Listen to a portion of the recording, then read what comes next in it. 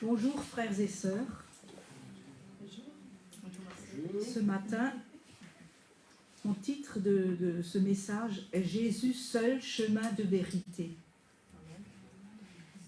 Vous allez tout de suite voir pourquoi. Parce que l'évangile est la parole de Dieu. On ne peut pas se servir de ce qui nous arrange dans la parole de Dieu. L'évangile n'est pas un évangile en guimauve. C'est exigeant. La parole de Dieu est là pour nous redresser, pour nous encourager, pour nous libérer, pour nous enseigner. Et des fois, on a besoin d'être redressé aussi. Et justement, on va prier tout de suite. Seigneur, dispose nos cœurs à accueillir ta parole. Ta parole est la vérité, Seigneur. Que la paix de Jésus descende dans vos cœurs, maintenant. Laissez-vous habiter par le Saint-Esprit, qu'il vous éclaire.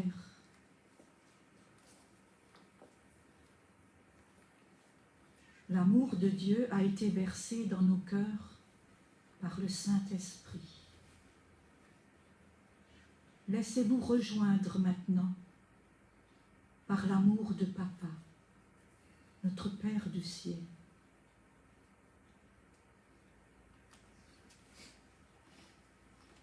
Ta parole est une lampe à nos pieds, une lumière sur mon sentier.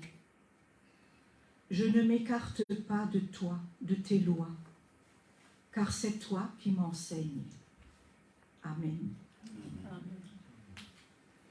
Alors, de nos jours, les gens cherchent le bien-être dans des philosophies orientales ou ésotériques, même certains chrétiens. Combien de gens consultent les horoscopes? En faisant cela, ils tournent le dos à Dieu et le sacrifice de Christ n'a plus de valeur pour eux, puisqu'ils cherchent quelque chose de plus puissant. Et ils nient la puissance de Dieu, puisqu'ils cherchent autre chose. En Deutéronome 32, verset 16, ils ont excité sa jalousie par des dieux étrangers. Ils l'ont irrité par des abominations. Au verset 21, ils ont excité ma jalousie par ce qui n'est point Dieu. Ils m'ont irrité par leurs vaines idoles.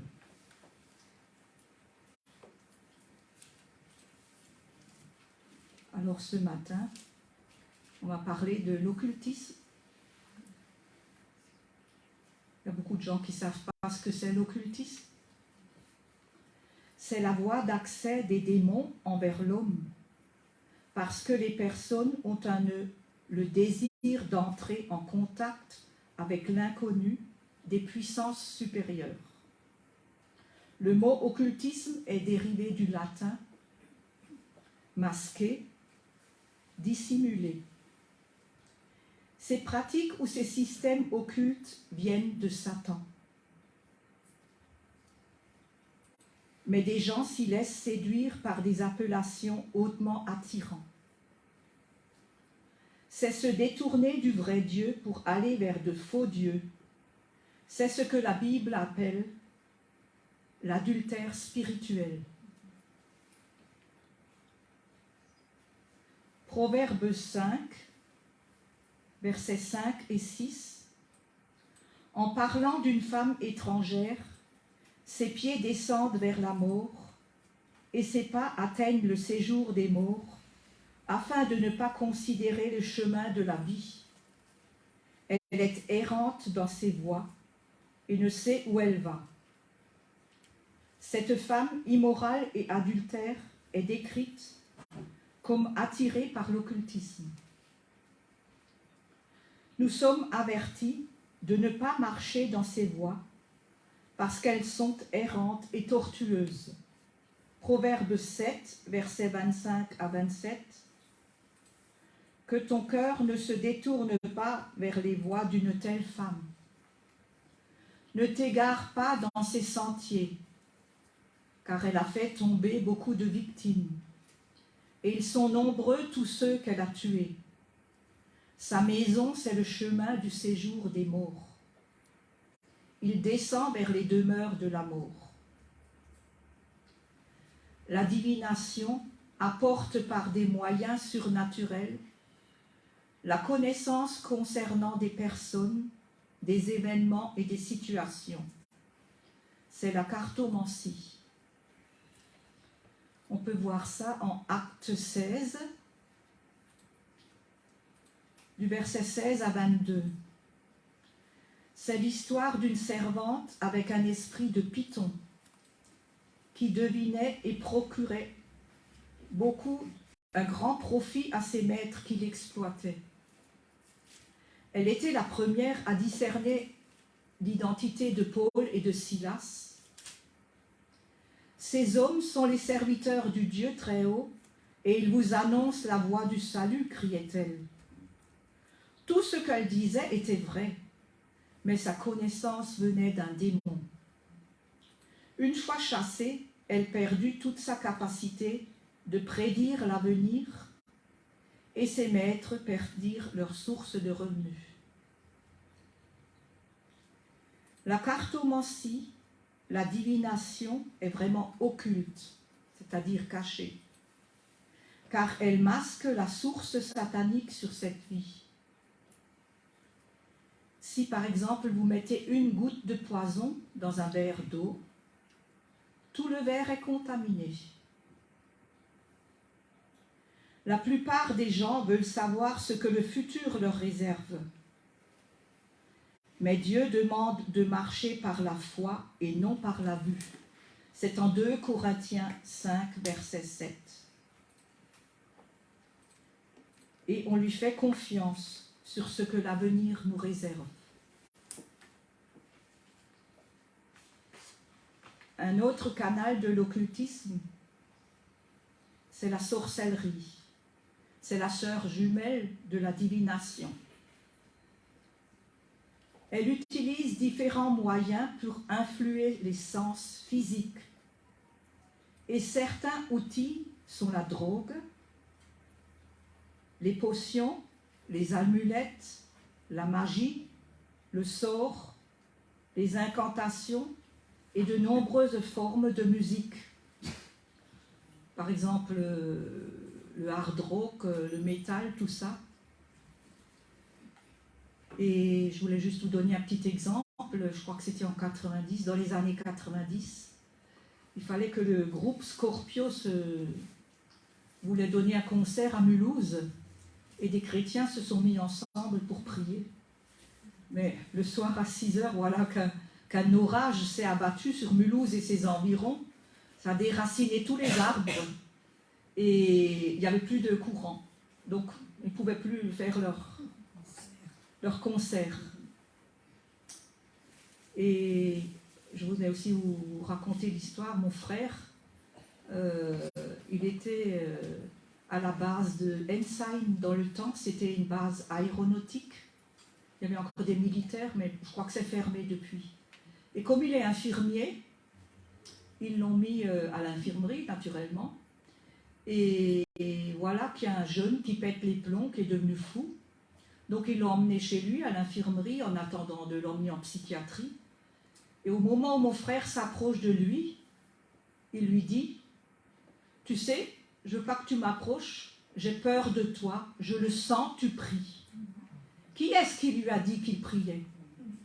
Mon frère n'a pas prié du tout, en voix haute, il a prié dans son cœur, je pense. Mais qui est-ce qui lui a révélé qu'il priait et qu'il a peur? Vous voyez, les démons ont peur et l'arme la plus puissante, c'est la prière. Il ne faut pas avoir peur des démons. Vous avez la puissance de les vaincre. Et la prière est la meilleure de l'arme. Alors, n'ayez pas peur. On est des guerriers, on est des soldats. Jésus est avec nous et on peut les vaincre et les repousser. Le mot grec traduit par enchantement signifie drogue. La version d'Arby parle de magie. Les actions mauvaises associées à la sorcellerie sont les meurtres, l'impudicité, le vol, la toxicomanie, qui ouvrent souvent la voie à d'autres maux. En Deutéronome 18, versets 10 à 12, l'Éternel dit « Qu'on ne trouve chez toi personne qui fasse passer son fils ou sa fille par le feu, personne qui exerce le métier de devin, d'astrologue, d'augure, de magicien, d'enchanteur, personne qui consulte ceux qui évoquent les esprits ou disent la bonne aventure, personne qui interroge les morts. Car quiconque fait ces choses est en abomination à l'Éternel. Ceux qui interrogent les morts font tous aujourd'hui partie du spiritisme. Abomination est le mot hébreu le plus fort pour signifier que l'Éternel hait et rejette ses pratiques occultes et s'expose à des démons. Les fausses religions sont aussi liées à l'occultisme. Ils prétendent nous diriger vers la lumière, mais en fait, ils nous attirent vers les ténèbres. Jean 10, verset 9, Jésus dit « Je suis la porte. Si quelqu'un entre par moi, il sera sauvé. » Jean 14, verset 6, « Je suis le chemin, la vérité et la vie. Nul ne vient au Père que par moi. » Beaucoup de portes conduisent au royaume surnaturel, mais une seule conduit à Dieu, et c'est Jésus. Jésus seul. Si tu passes par une autre porte pour le surnaturel, c'est le royaume de Satan, sache-le. Les fausses religions reconnaissent plusieurs dieux, pratiquent l'adoration des idoles sous toutes ses formes, enseignent que les êtres humains peuvent devenir des dieux, qu'ils peuvent être justifiés par leur propre effort. Elles offrent quelques formes de connaissances ésotériques réservées à quelques privilégiés. Je cite les Mormons, la franc-maçonnerie. 1 Timothée 4, verset 1. Mais l'Esprit dit expressément que dans les derniers temps, quelques-uns abandonneront la foi pour s'attacher à des esprits séducteurs et à des doctrines de démons. Toute personne qui s'est engagée dans l'occultisme ou les fausses religions doivent se repentir, le confesser comme un péché, demander pardon au Seigneur pour obtenir la purification et la libération. Tout objet, que ce soit livre en relation avec l'occultisme, doit être détruit.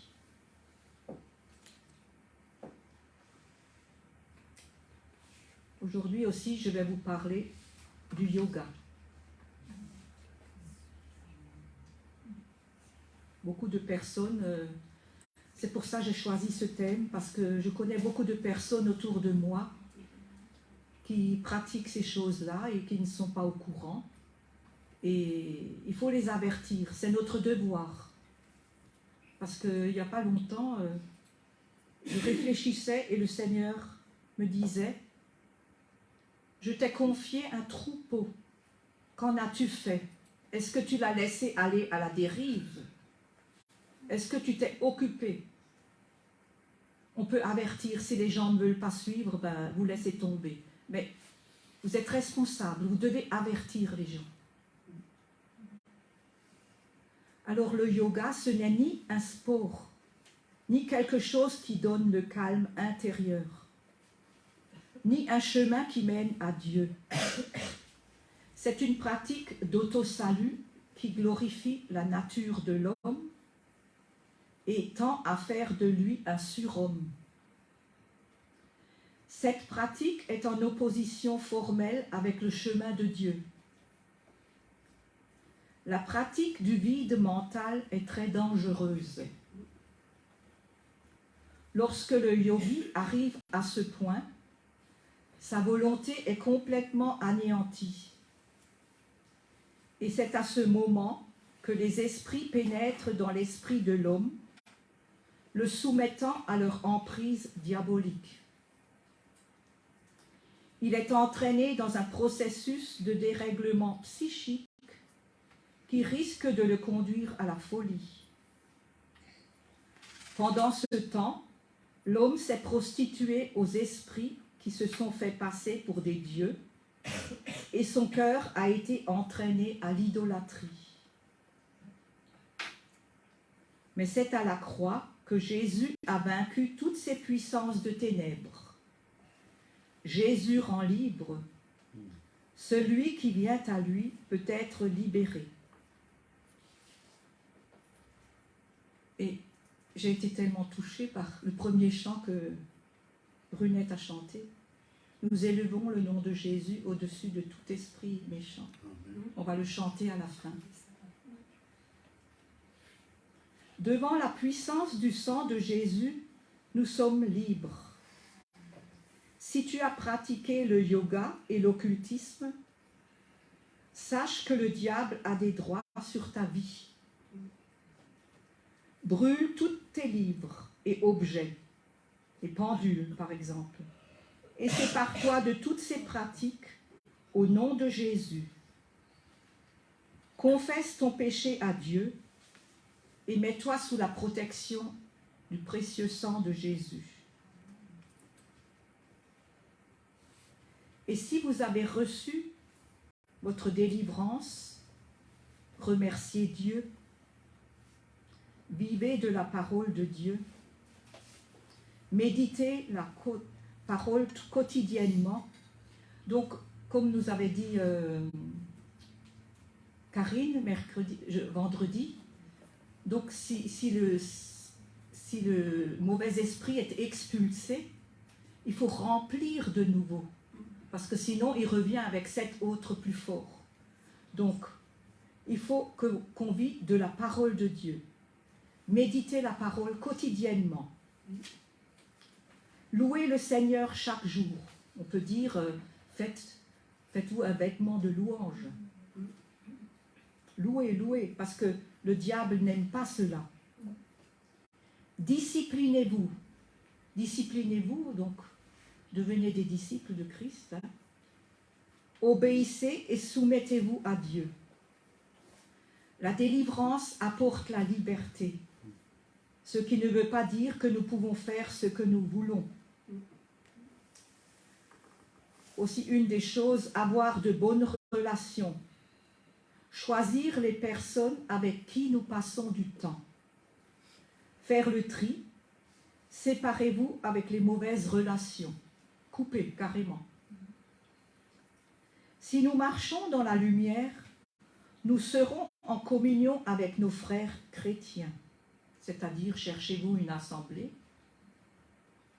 Il n'y a pas de place pour l'individualisme égocentrique dans la vie chrétienne. On ne peut pas être un électron libre, on ne peut pas dire je suis chrétien mais je ne vais pas à l'église, ça ne va pas ça. Car dans la vie chrétienne, nous avons besoin les uns des autres. Hébreux 10, verset 24.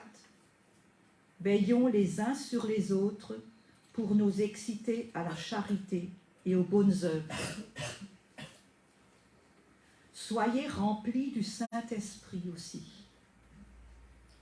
L'effusion du Saint-Esprit est la partie essentielle que Dieu donne pour une vie de victoire. Aussi une chose importante, passez par les eaux du baptême. Si vous n'avez pas été baptisé dans l'eau en tant que chrétien, c'est une étape très importante pour rompre l'activité démoniaque.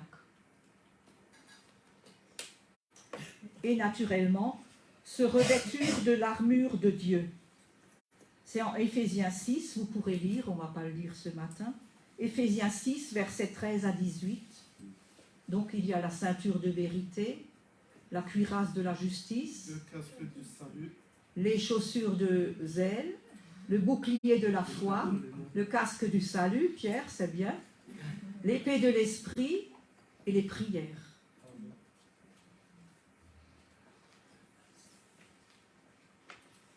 Voilà. Alors, on va continuer.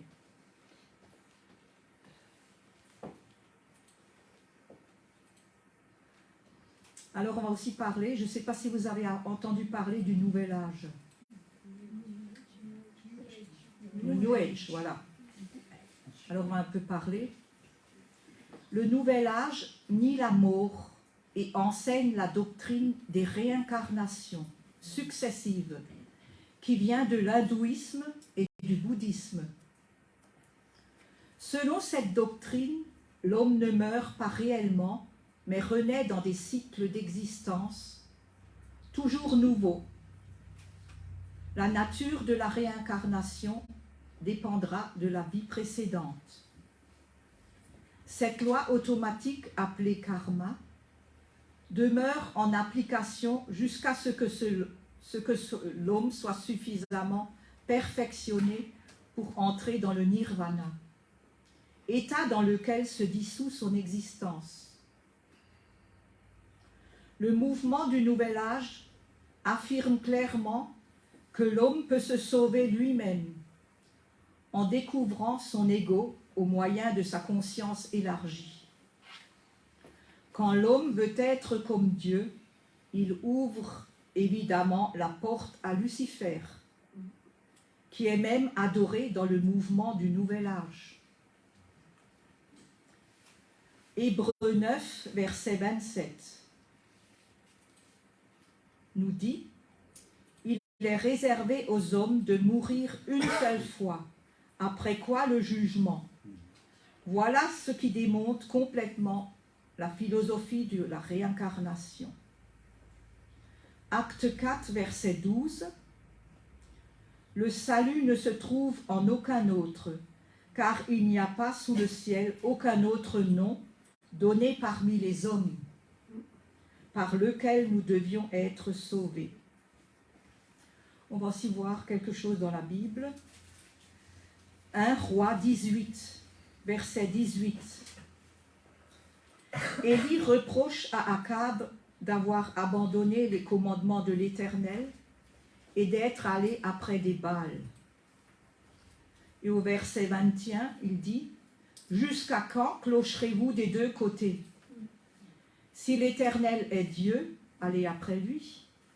Et si c'est Baal, allez après lui. » Ben, on va le prendre, ce texte, et on va le lire. Donc c'est 1 Roi, chapitre 18, de 22 à 39.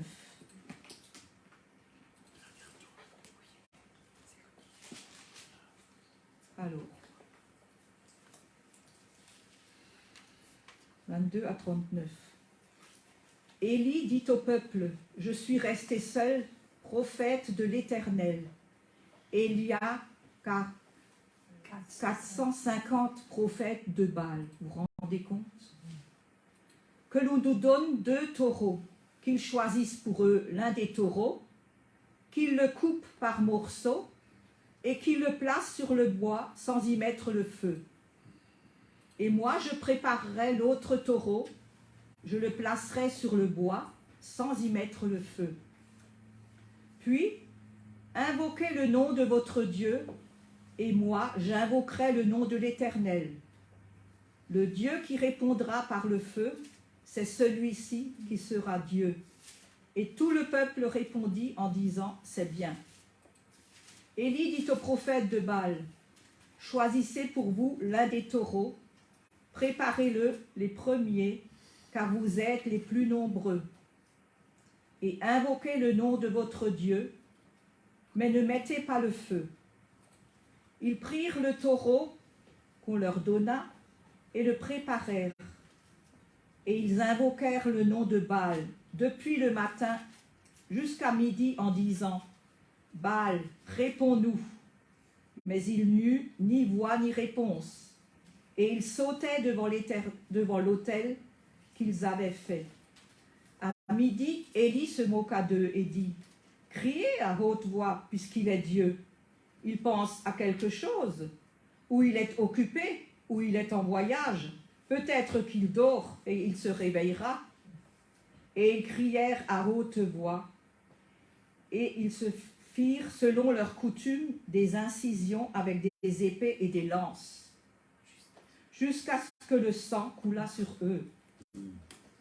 Lorsque midi fut passé, ils prophétisèrent jusqu'au moment de la présentation de l'offrande. Mais il n'y eut ni voix, ni réponse, ni signe d'attention.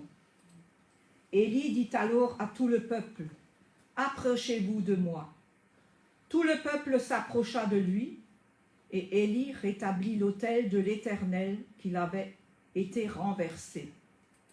Il prit 12 pierres d'après le nombre des tribus des fils de Jacob, auxquelles l'Éternel avait dit, « Israël sera ton nom. » Et il bâtit avec ces pierres un autel au nom de l'Éternel. Il fit autour de l'autel un fossé de la capacité de 2 mesures de semence. Il arrangea le bois, coupa le taureau par morceaux et le plaça sur le bois. Puis il dit, « Remplissez d'eau 4 cruches et versez-les sur l'holocauste et sur le bois. » Il dit, « Faites-le une seconde fois. » Et le firent une seconde fois. Il dit, « Faites-le une 3e fois. » Et ils le firent une 3e fois. L'eau coula autour de l'autel et l'eau remplit aussi le fossé d'eau. Au moment de la présentation de l'offrande, Élie le prophète s'avança et dit, « Éternel, Dieu d'Abraham, d'Isaac et d'Israël, qu'on sache aujourd'hui que tu es le Dieu en Israël et que je suis ton serviteur et que j'ai fait toutes ces choses par ta parole. Réponds-moi, Éternel, réponds-moi, afin que ce peuple reconnaisse que c'est toi, Éternel, qui es Dieu, et que c'est toi qui ramènes leur cœur. » Et le feu de l'Éternel tomba, et il consuma l'holocauste, le bois, les pierres et la terre, et il absorba l'eau qui était dans le fossé. Quand tout le peuple vit cela, ils tombèrent sur leur visage et dirent, « C'est l'Éternel qui est Dieu, c'est l'Éternel qui est Dieu. » Voilà, vous voyez, nous avons un Dieu puissant et nous pouvons compter sur lui. Alors maintenant, je vais aussi vous parler un petit peu, puisque chemin, j'ai dit que Jésus était le seul chemin de vérité. On va voir ce que c'est un peu la vérité. En Jean 18, versets 37 et 38, c'est Jésus qui est devant Pilate. Pilate lui dit, « Tu es donc roi ?» Jésus répondit, « Tu le dis, je suis roi. Je suis né et venu dans le monde pour rendre témoignage à la vérité. Quiconque est de la vérité, écoute ma voix.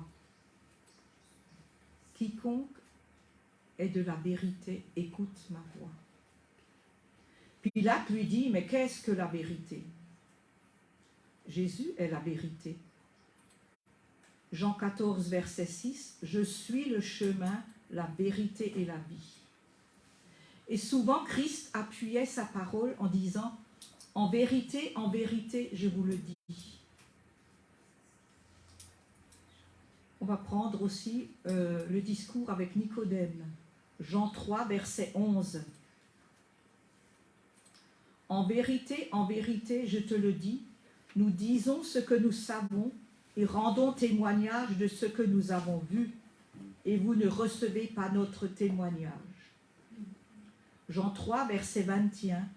« Mais celui qui agit selon la vérité vient à la lumière, afin que ses œuvres soient manifestées, parce qu'elles sont faites en Dieu. 2 Timothée 2, de 14 à 19. Rappelle-toi ces choses en conjurant devant Dieu, qu'on évite les disputes de mots qui ne servent qu'à la ruine de ceux qui écoutent. Efforce-toi de te présenter devant Dieu comme un homme éprouvé, un ouvrier qui n'a point à rougir, qui dispense droitement la parole de la vérité. Évite les discours vains et profanes, car ceux qui les tiennent avanceront toujours plus dans l'impiété, et leur parole rongera comme la grande graine. De ce nombre sont Hyménée et Philette, qui se sont détournés de la vérité en disant que la résurrection est déjà arrivée et qui renversent la foi de quelques-uns. Néanmoins, le solide fondement de Dieu reste debout avec ses paroles, qui lui servent de sceau. Le Seigneur connaît ceux qui lui appartiennent, et quiconque prononce le nom du Seigneur, qu'il s'éloigne de l'iniquité. Couper droitement la parole de la vérité veut dire couper droit son chemin et choisir la bonne route. Y persévérer malgré les obstacles. Timothée a choisi de marcher sur ce chemin sans dériver. Au verset 16, 17 et 18, Hyménée et Philette niaient la résurrection, et ces erreurs se trouvent plus tard dans les systèmes gnostiques. Ces idées sont une méconnaissance du péché et de la rédemption accomplie par la mort et la résurrection de Christ. Ça peut arriver que l'erreur renverse la foi de quelques-uns, mais le solide fondement que Dieu lui-même a posé repose sur une foi bien ancrée dans l'Église, qui ne peut pas être ébranlée et qui restera debout malgré les tempêtes. Mais ce fondement, qui est-il? C'est Jésus-Christ et l'évangile de sa grâce. 1 Corinthiens 3, verset 11. Car personne ne peut poser un autre fondement que celui qui a été posé, savoir Jésus-Christ. Au verset 19, néanmoins, le solide fondement de Dieu reste debout, avec ses paroles qui lui servent de sceau. Le Seigneur connaît ceux qui lui appartiennent. Jean 10, verset 14. Je connais mes brebis, et elles me connaissent. Nombre 16, verset 5. Moïse parla à Corée et à toute sa troupe en disant: Demain l'Éternel fera connaître qui est à lui et qui est saint, et il le fera approcher de lui. Il fera approcher de lui celui qu'il choisira. Timothée condamne les disputes de mots, qui n'est utile à rien et qui entraîne que la ruine de ceux qui les écoutent. Et on se pose la question: que faut-il attendre de nos jours de toutes ces discussions théologiques? Soyons attachés à la parole de vérité et prions le Saint-Esprit qui nous éclaire sur sa compréhension. Jean 17, verset 17. Père, sanctifie-les par ta vérité. Ta parole est la vérité. Et je demanderai à Brunette, notre prière ce matin sera son chant. Le nom de Jésus est élevé au-dessus de tout esprit méchant.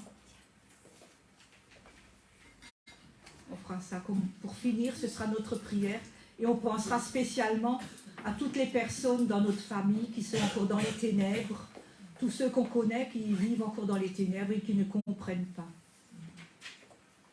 et qui n'ont pas encore reçu Jésus. par ce chant, en faire ça de notre prière.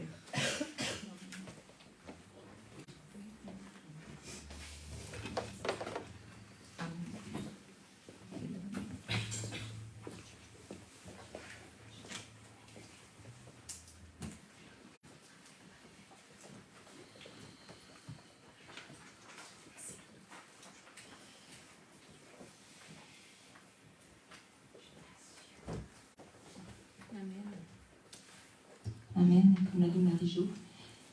Il n'y a de salut en aucun autre, car il y a sous le ciel aucun autre nom qui a été donné parmi les hommes, lequel nous devrions être sauvés. Ce nom-là, c'est Jésus. Amen.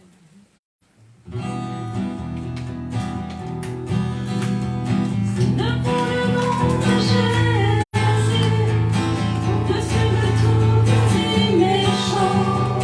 C'est le pour le nom de Jésus, car c'est le nom du salut. C'est le pour le nom de Jésus, au-dessus de tout petit méchant. C'est le pour le nom de Jésus, car c'est le nom du salut. Proclame sa victoire, à lui l'honneur, puissance et gloire. Il a remporté le combat, la mort a perdu ses droits. C'est le pour le nom de Jésus, au-dessus de tout petit méchant. C'est le pour le nom de Jésus, c'est le nom du salut. Ténèbres l'a perdu, il est lié, il est vaincu. Jésus a détruit tous ses plans, Satan a perdu son rang. C'est le pour le nom de Jésus, au-dessus de tout esprit méchant. C'est le pour le nom de Jésus, c'est le nom du salut. C'est le pour le nom de Jésus, au-dessus de tout esprit méchant. C'est le pour le nom de Jésus, c'est le nom du salut. Recevons sa puissance, l'autorité, la délivrance. Nous allons marcher en vainqueur, unis à notre Seigneur. C'est le pour le nom de Jésus, au-dessus de tout esprit méchant. C'est le pour le nom de Jésus, c'est le nom du salut. Car c'est le nom du salut. Car c'est le nom du salut. Bien. Amen.